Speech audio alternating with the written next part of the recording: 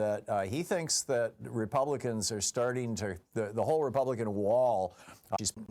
Pam Bondi just reminded us that she's part of the Jeffrey Epstein cover-up. You know, Pam Bondi just reminded us that she's part of the Jeffrey Epstein cover-up.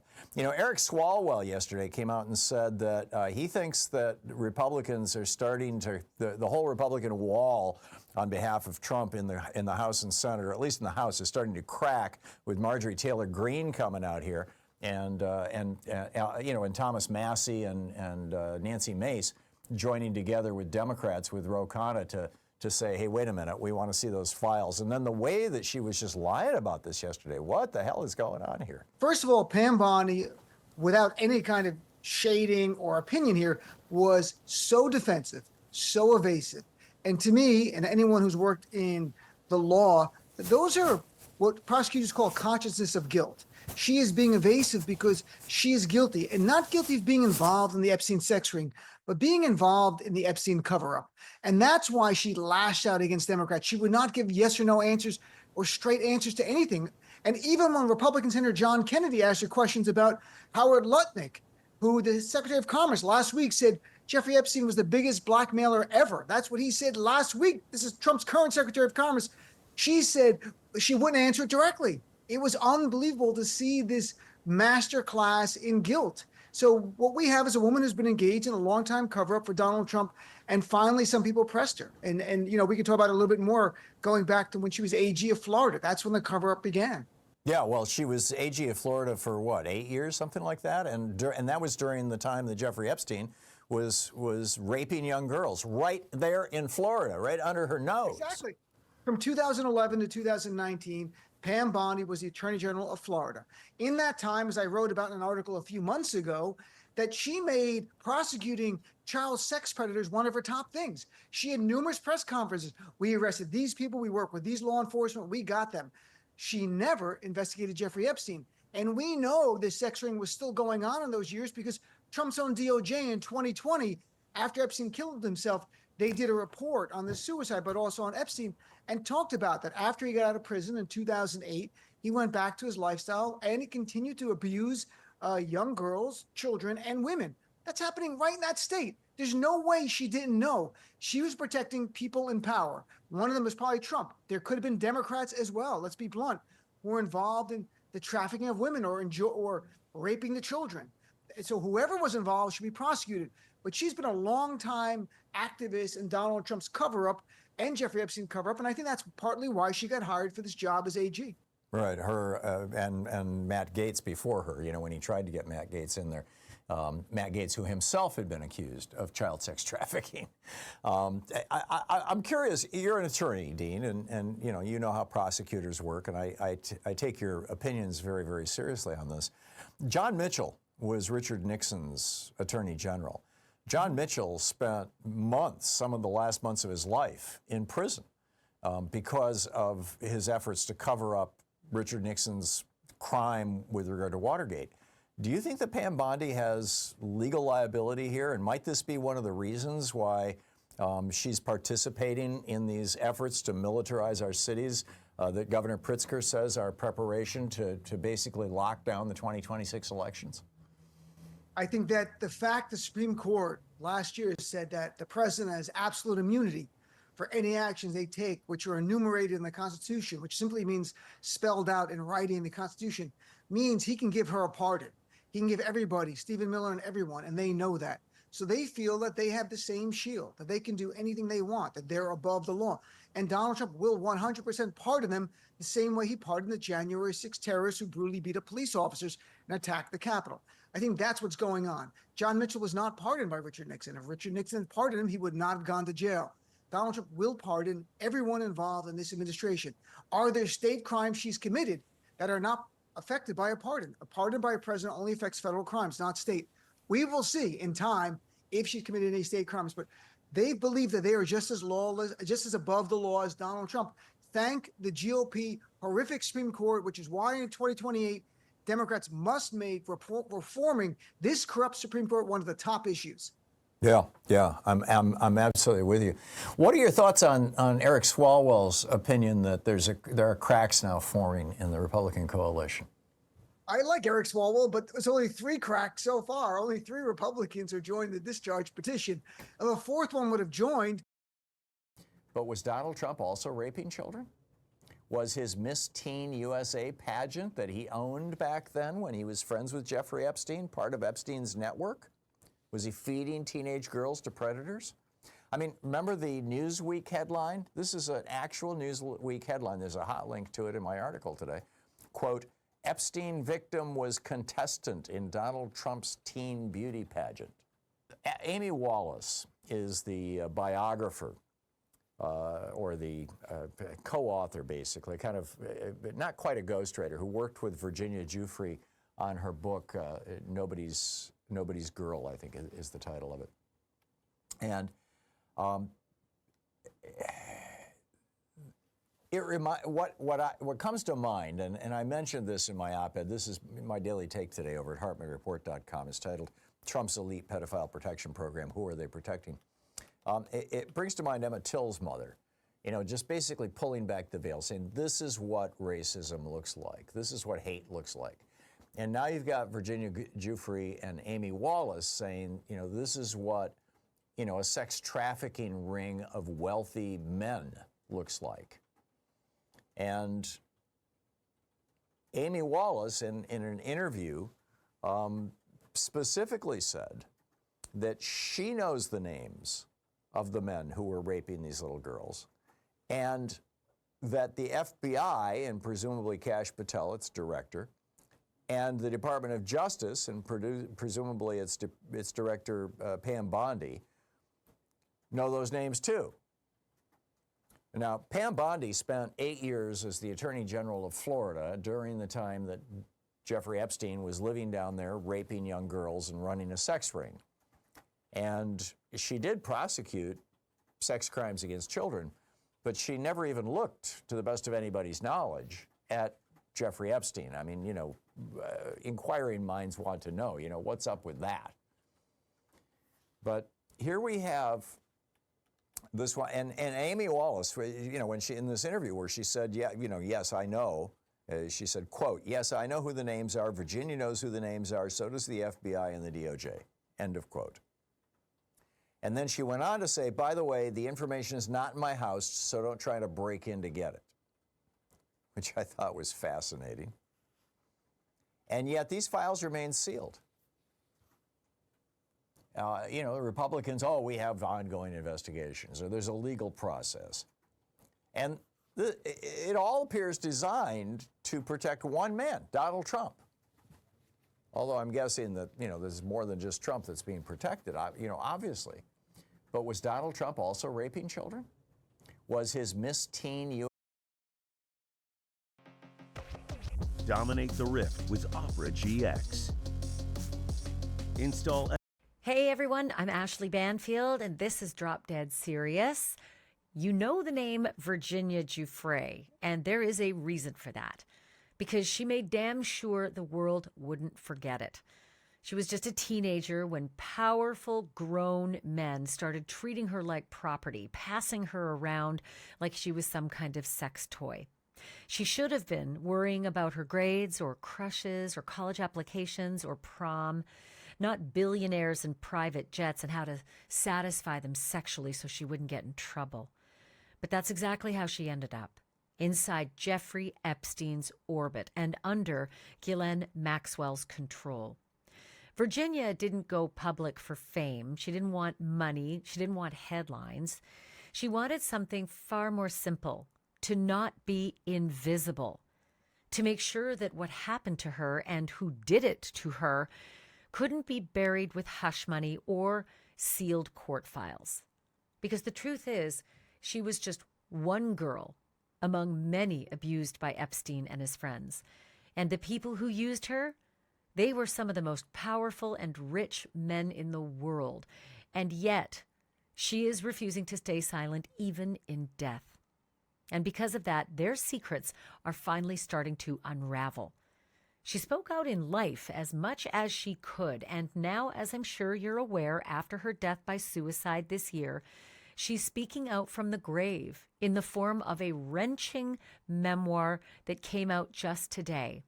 I'm recording this on October 21st, 2025. The book is called Nobody's Girl, a memoir of surviving abuse and fighting for justice. And while it is tempting to call her posthumous recollections a tell-all, my friends, I'm afraid they're not. I mean, you will find the names in bold print of some of the famous men who Virginia says sexually abused her, other than Epstein, but only those that she'd outed before in legal documents. The rest can be surmised, some more readily than others. And I'll tell you, the internet has been surmising its brains out all day today. But I decided to go one step further. I spoke with Virginia's co-author, a woman named Amy Wallace, who is keenly aware that even the rich and powerful cannot threaten a dead woman. But they can make life extremely unpleasant for co-authors and publishers. And so we get passages like this, quote, "I came to be trafficked to a multitude of powerful men. Among them were a gubernatorial candidate who was soon to win an election in a Western state and a former U.S. senator." And she goes on to say this, quote, "The second person I was lent out to was a psychology professor whose research Epstein was helping to fund," end quote. Giuffre writes of a quote-unquote heralded statesman to whom she was lent out in New York and Palm Beach, who also, she says, was the oldest man Epstein ever made her service. She also described being handed around to, quote, billionaire number 1 and his pregnant wife, as well as billionaire number 2, who was a 52-year-old man with thinning brown hair. And if you wonder what Jeffrey Epstein got out of lending Virginia Giuffre out to his pals and others, like swimsuits at a pool party, she has one word for that: leverage. She writes that Epstein had every room wired for video and sound, bedrooms, bathrooms, massage rooms, everywhere. And she says he kept a huge library of all the videotapes. She says he told her those recordings gave him leverage, gave him control over very powerful men, which presumably might extend long after. The other night before last, my lawyers went into court and sued the First Lady. So it is now Michael Wolff versus Melania Trump. I think the first is just to subpoena whoever might seem to be able to shed light on the relationship of Donald Trump and Melania Trump to Jeffrey Epstein. And I think we'll be looking to subpoena various Epstein documents, and that is another backdoor to begin to see materials from the so-called Epstein files. Donald Trump and Jeffrey Epstein were the closest of friends for nearly 15 years. Many of the conversations I had with Jeffrey Epstein were precisely about this, of Epstein talking about the real closeness, the intimacy of their relationship, involved in every aspect of each other's lives, social lives, sexual lives, business lives. It's Epstein who said, we were the same person. I know the secrets. And again, to remind everyone, the first thing Steve Bannon said, putting out his hand and shaking Jeffrey Epstein's hand, was, "You were the only person I was afraid of during the campaign, the 2016 campaign." Jeffrey Epstein knows the secrets. I think this lawsuit is an opportunity to reconstruct their lives together. Donald Trump, Jeffrey Epstein, and then later Melania Trump would come along. This is precisely what Donald Trump wants covered up. So bring it on. So, Michael, you had some big news this week, which you announced on your Instagram, Michael Wolff NYC, standing on the porch of your lovely 17th century Hamptons home with the Stars and Stripes. 1829. 1829, all right. Folks, I've seen a thing or two. But these prescription prices?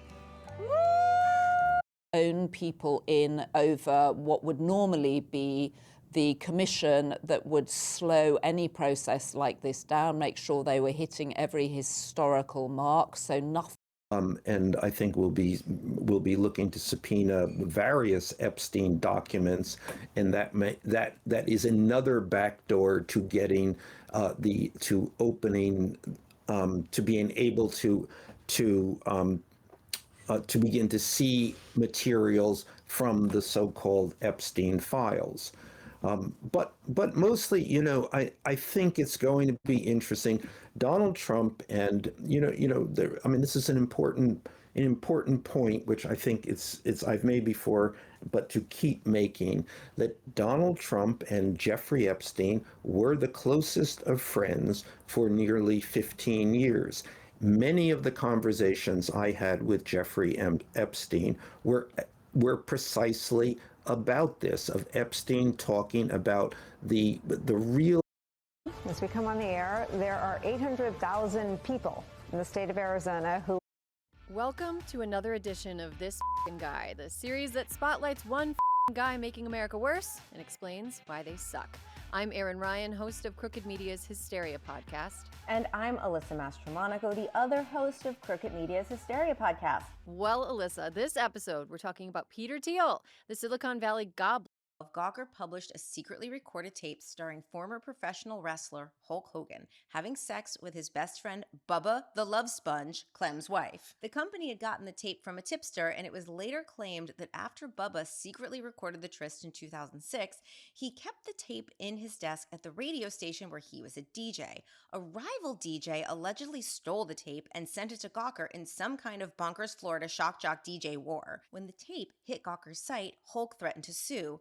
And that's where Peter Thiel came in, via his Australian intermediary. God, Peter Thiel loves a plot.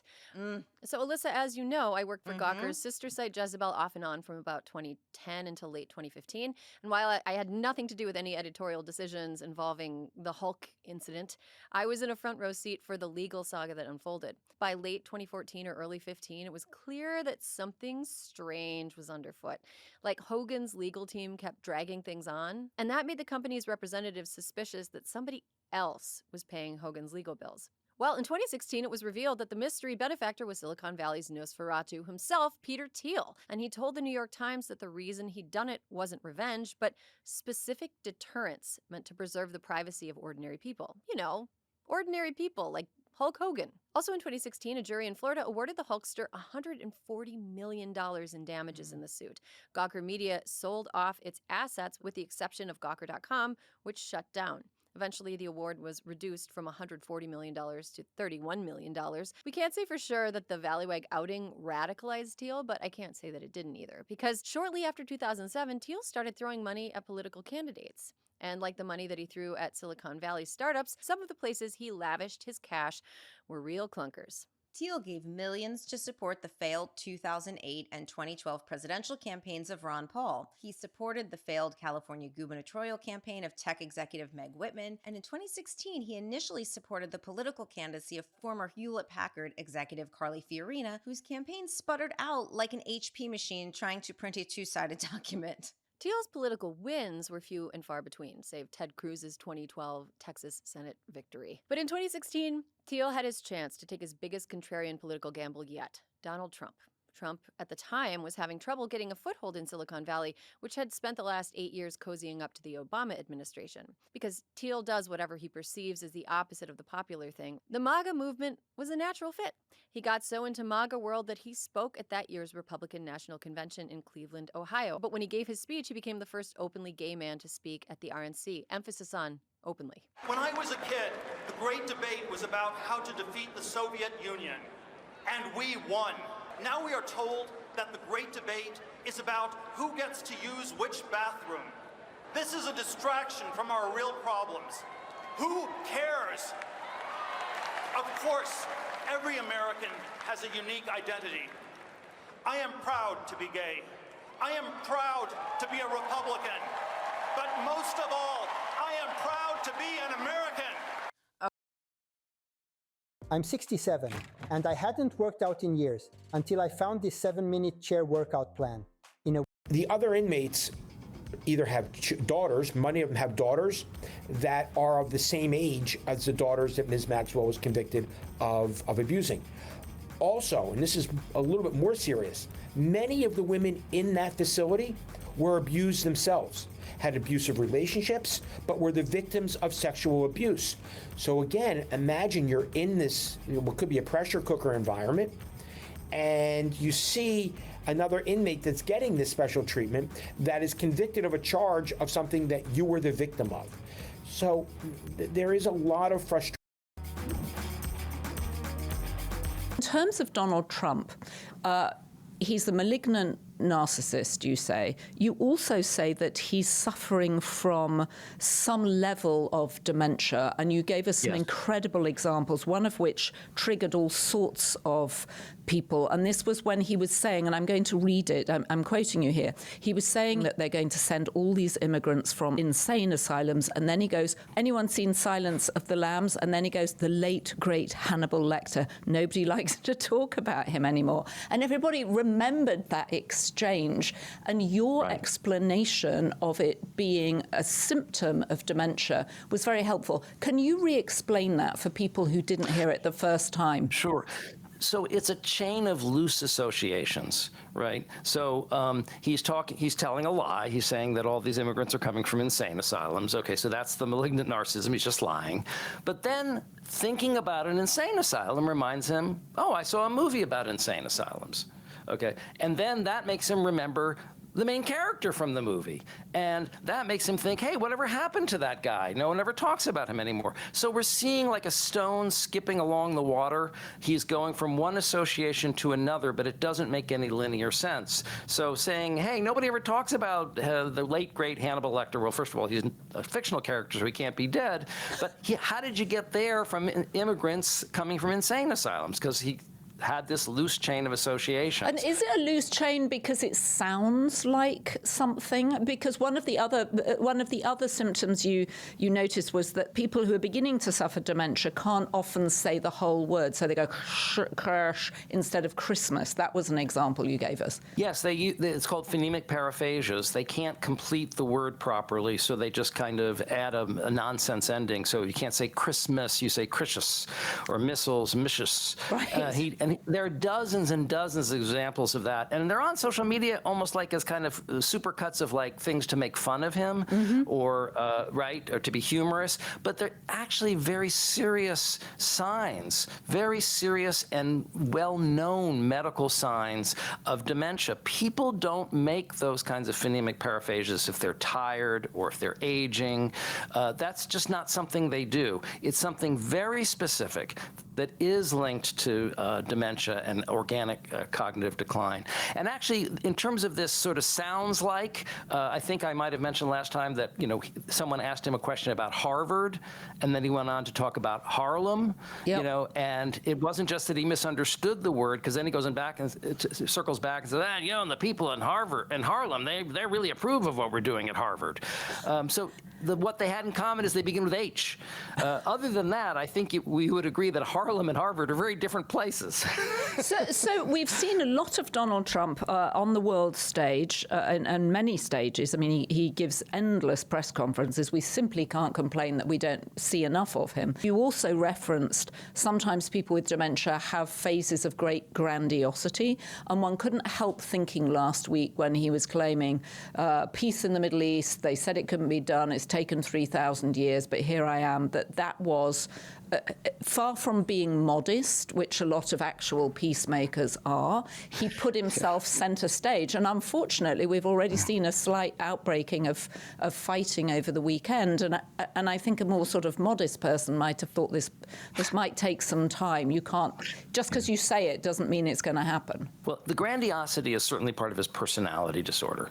So these things interact, so it's easy to kind of, in real life, they get confused or they interact with each other. But his cognitive decline is a physiological thing that's been deteriorating now over a number of years. His personality disorder is who he is and who he's always been, although that also gets worse over time. Eric Fromm said that people with malignant Hey y'all, it's James Tallarico, and I'm asking you to become a founding donor of my campaign for the U.S. Senate. Hi everybody, Harry here to talk about the continuing impasse. It's now been a month between Speaker of the House Mike Johnson and Adelita Grijalva, the recent winner of a special election to represent Congress for the state of Arizona.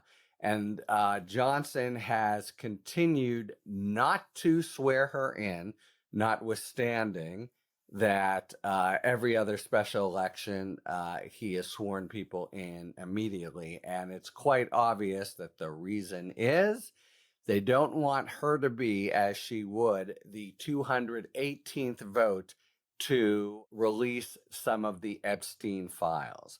Now, Johnson has been doing a dance of different kinds of increasingly implausible reasons for this.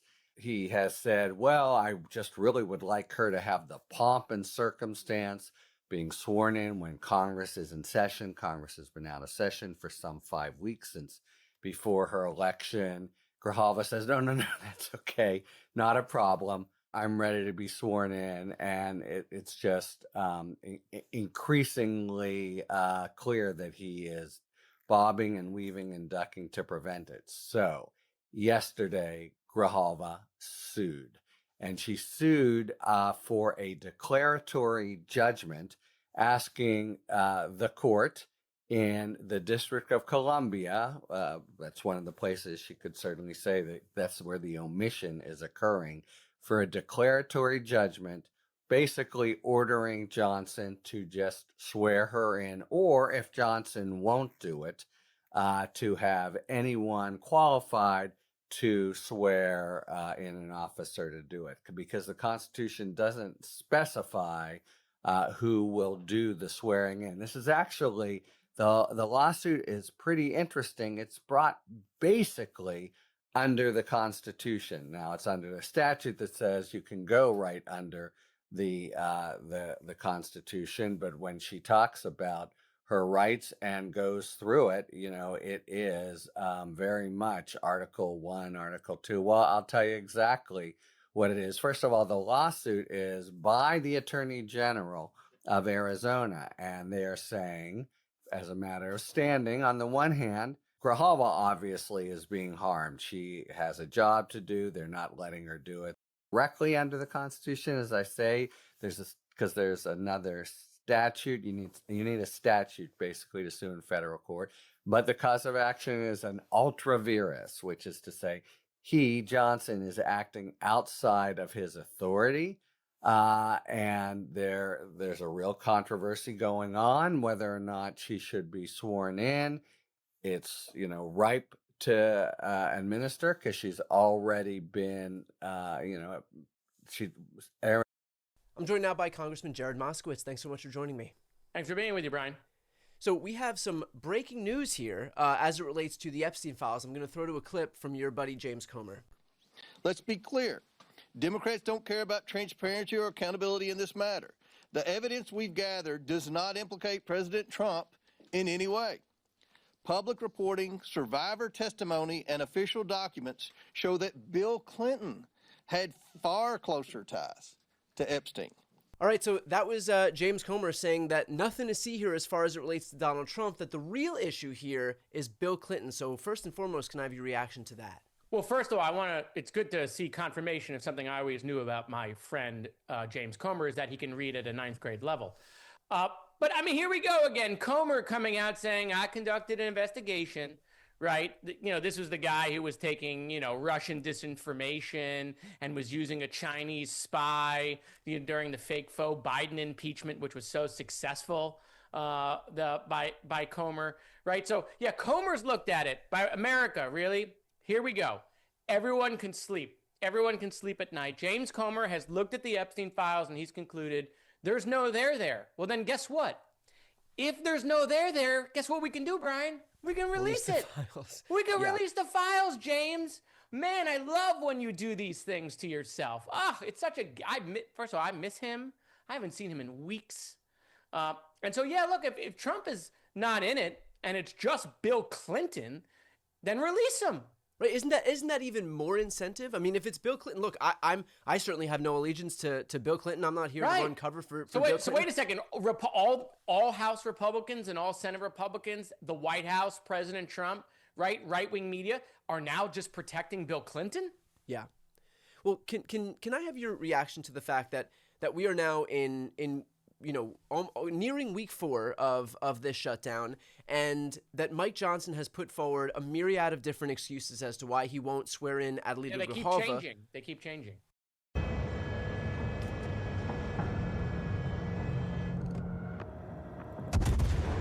Right. I mean, first it was this idea that it was the Pelosi precedent. Then it was this idea that he's looking forward to doing it. He just has to wait for the House to come in session. We can't do it in pro forma sessions, except for the fact that we already literally did it in pro forma sessions. So what do you make of the fact that Mike Johnson seems to be drowning in his own pond of different excuses here? Well, by the way, you forget the first one he said, which is, we'll swear her in when she wants to. Right, okay, that was his first thing. And then she's like, I'm ready to be sworn in. And then he was like, wait, well, quaint. Yeah, and then he was like, well, there's this pro forma thing. We can't do it. And then Democrats are like, well, you just swore in 2 Republicans during pro forma. And he's like, the Pelosi president. They didn't swear in a rep from Louisiana for 23 days. Okay, well, we're there, Mike, right? And now there's this other thing. Well, we'll get to it, when we're back. Everyone knows the reason they're not bringing us back, okay, is because they're trying to avoid this Epstein vote. And they're trying to get Republicans to take their names off of that list, okay, off the petition that will force the vote. Again, you have to ask yourselves, why are they going through all of this, okay? All of this for months now, okay, using political capital, significant political capital, just to stop a House vote. By the way, just because the House votes on it doesn't mean the files get released. You still need the Senate to do it. Right. And yet they're putting all this political capital to stop it. I don't know. It's funny. Like, Speaker Johnson's like the Speaker of the House, but we don't have a House. Like, we don't have we're not even allowed to come back. Okay, which is elongating the shutdown, by the way. Usually in a shutdown, you force members to stay, which forces members to talk. I know that's bad, and make a deal. But now, no, they've sent us home. We're home with our families. Maybe we should solve the problem on. Now, if many years ago you watched Donald Trump in his star-making role in Home Alone 2, you probably came away from that thinking he's an amazing actor. But I think it's a skill that can degrade. Hey everybody, Tim over from the Bulwark. I was on with Ariel Reshef, who's in for Katie Tur over on MSNBC. Was on for a bunch of segments, so there was a whole cast of characters: former Senator John Tester, Paul Rykoff, Independent Americans, a bunch of us, and we covered a lot of issues. So I want you to stick around. In the third segment, we really focus on Pete Hegseth, getting in some hot water in MAGA circles. Generals speaking out against him, and speaking out against some 2 right-wing outlets, the Washington Times with the big takeout story.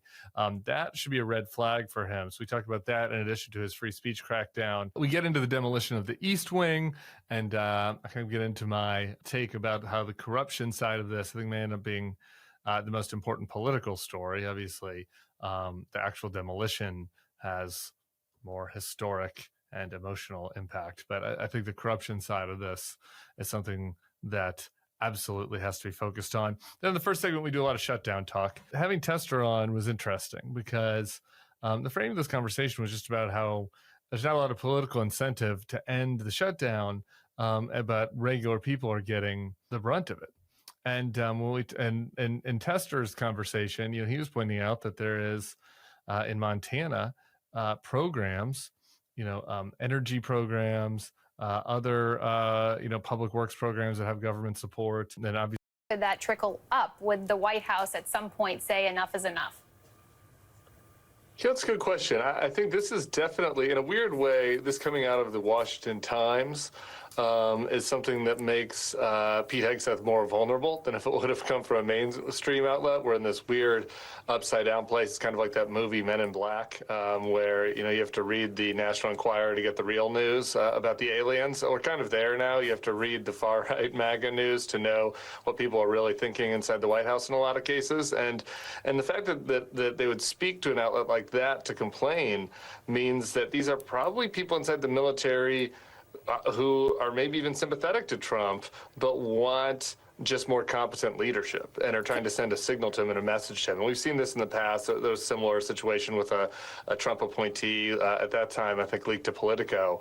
But I think the fact that these complaints are coming from kind of inside the, not just the military, but inside kind of the right-wing ecosystem means that, it's something that makes him actually vulnerable. Yeah, and we know the president pays attention to news, especially right-wing outlets. The sort of issues that have been cited in the Washington Times or Hegseth's fixation on facial hair, press access, is all of this. We are Vegas, baby. Stardust Casino. From the neon glow of the Strip to one of North America's. For decades, Jon Stewart has brushed off calls for him to run for office. But as the political climate grows dark, live or to have a place to live. And the idea that you can only give them 5 more years of the VCF because you're not quite sure what's going to happen 5 years from now, well, I can tell you, I'm pretty sure what's going to happen 5 years from now. More of these men and women are going to get sick and they are going to die. And I am awfully tired of hearing that it's a 9/11 New York issue. Al-Qaeda didn't shout death to Tribeca. They attacked America, and these men and women, and their response to it, is what brought our country back. It's what gave a real... This is Democracy Now!, democracynow.org. I'm Amy Goodman. President Donald Trump has abruptly demolished the entire East Wing of the White House. This comes as the government shutdown enters its 24th day, with Republican majorities in Congress facing growing criticism, some of it from within the party itself. House Republican Congress member Marjorie Taylor Greene spoke Tuesday on the Tucker Carlson show. I have no respect for Speaker Johnson not calling us back to Washington, because we should be passing bills. We should be passing bills that reflect the president's executive orders, which are exactly what we voted for. We should be at work on our committees. We should be doing investigations. And you want to know something? We should be passing the discharge petition that Thomas Massie put in to release the Epstein files. Many times I hate my own party and I blame Republicans for many of the problems that we have today. And I blame them for being so America last, to the point where they are literally slaves to all the big industries in Washington, the military industrial complex, big pharma, health insurance. Last year about Trump's racism against Puerto Ricans. We are Puerto Ricans, and we are Americans. But Donald Trump doesn't see us that way. We remember what he did to us after Hurricane Maria. We were dying by the thousands while he threw paper towels at us like we were a joke. Because he thinks we are garbage. I don't know if you guys know this, but there's literally a floating island of garbage in the middle of the ocean right now. Yeah, I think it's called Puerto Rico. We are not your punchline. We know who we are. We are proud Americans, proud Puerto Ricans. And we see who you are. You are racist. You are a liar. You are the one that is garbage. And we know where real garbage belongs. In the trash. So, Stuart Stevens, as we begin to wrap up, your comment on this, and also what's happening in Vermont. On the one hand, you have the governor, Phil Scott, not agreeing to the whole issue of federalizing the National Guard.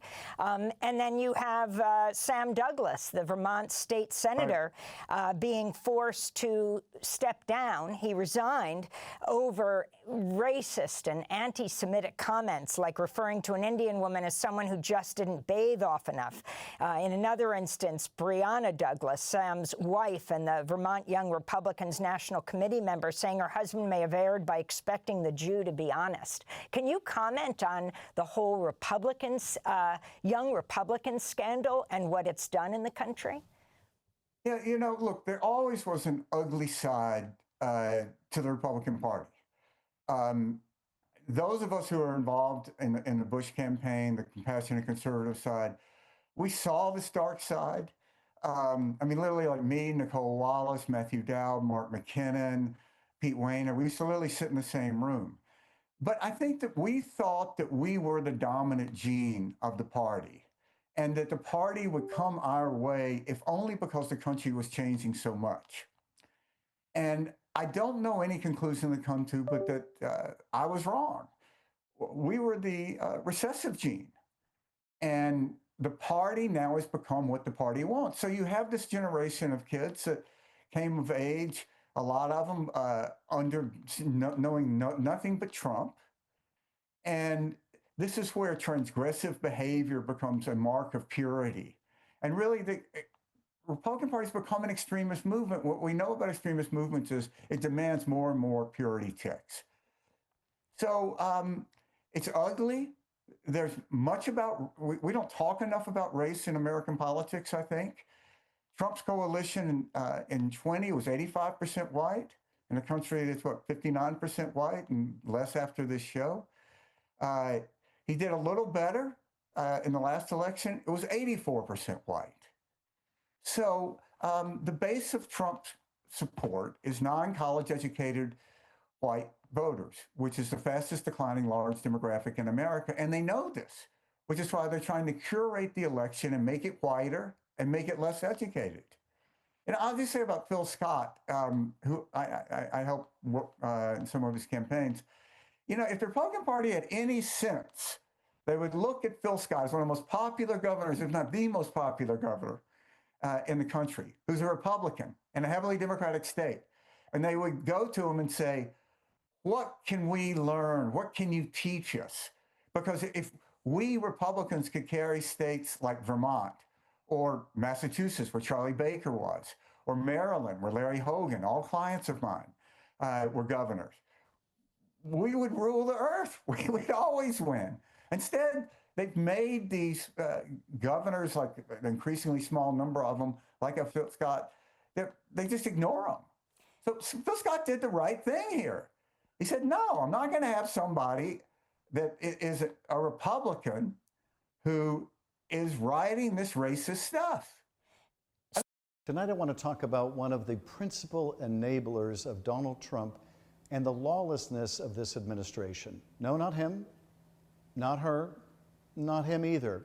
I mean this guy, Chief Justice John Roberts of the Supreme Court.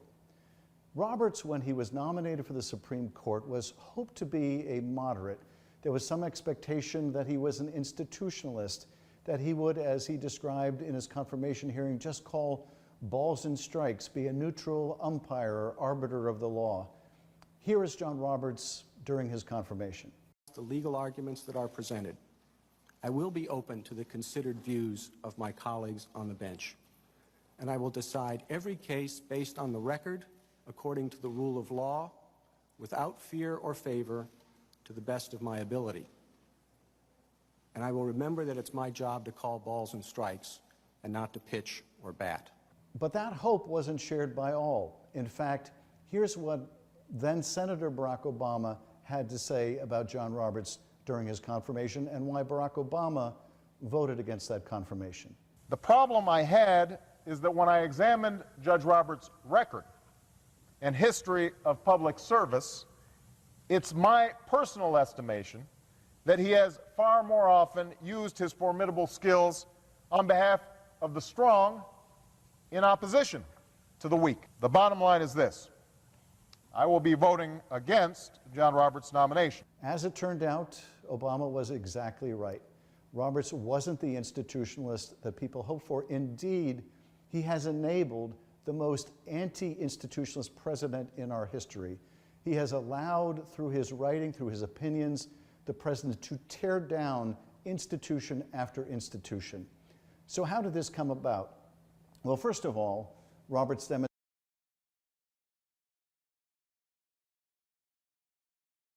This October, win your share of up to $4 million in rewards with FanCash Spin Supercharged. Fanatics Casino. Hey everyone, welcome to the show. So I have a bunch of new, very stunning, some of them, details to share about the Jeffrey Epstein case. This includes news about a Ghislaine Maxwell prison cover-up. I also have news about Melania Trump being sued in relation to the Epstein case. So first up is news that broke. This was about a week ago this came out. This is about Epstein's cell where he died. CBS News did an investigation. They found that it wasn't properly preserved as a crime scene. So I'm going to turn on my volume here. Check this out because this is just stunning and just non-credible. This is unbelievable in the truest sense of the word. News has obtained 90 jail cell photos from the day Epstein was found dead, some of which have never been publicly seen before. In 2019, Epstein was found dead at the Metropolitan Correctional Center, and it was quickly ruled as a suicide, but an investigation of jail cell photos by CBS News, working with forensic experts, has raised serious questions about the New York Medical Examiner and the FBI's work, including a failure to preserve the scene, log evidence, and run basic forensic tests. Items moved around, including a mattress, which is seen on the floor in an earlier photo, but appears on the bed in another photo. And while the investigation did not contradict the official determination of suicide, it does raise questions about what was done to rule out the possibility of murder. So you're telling me that this happened in a prison, right? For a high profile inmate, he has agreed to give up his title. He was disinvited from Christmas. He has never seen a cover up like this before.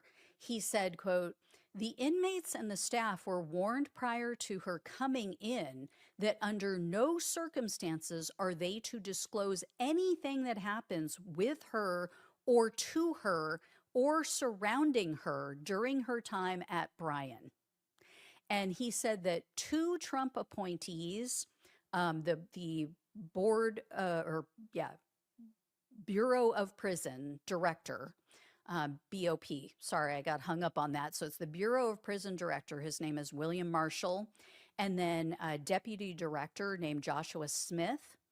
They said, or this inmate consultant said, they, quote, "really tried to clean everything up, get things moving in the proper direction. So it's my understanding that the directive to move her to a minimum security camp, Bryan, came from well above their heads."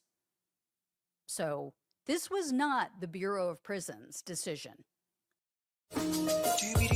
Epstein accuser Virginia Giuffre's voice is living on from the grave. There is a new memoir that is getting all the buzz, and that memoir implicates a former prime minister of Israel. This is big news, ladies and gentlemen. I don't know how the Trump administration is going to deal with this in particular, but I do want to remind you that there are 3 people right now in Congress, Marjorie Taylor Greene, Ro Khanna, and Thomas Massie, that are continuing to fight for the Epstein victims. The rest of Congress is very silent, and I think you're about to see why.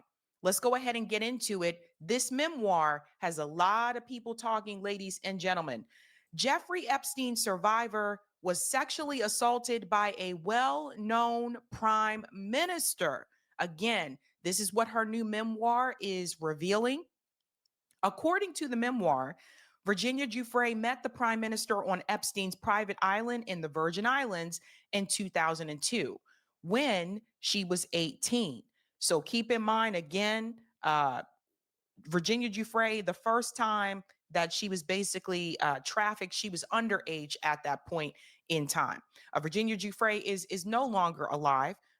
They reported that she took her own life. I told you then, and I stand by it, I don't believe that is the case. I think this woman was killed. I really do. She came forward and she revealed a lot of information, so they saw her as a problem. And so I feel like it was handled. I don't think that she did this herself, and neither does her family. Let's get into this, ladies and gents.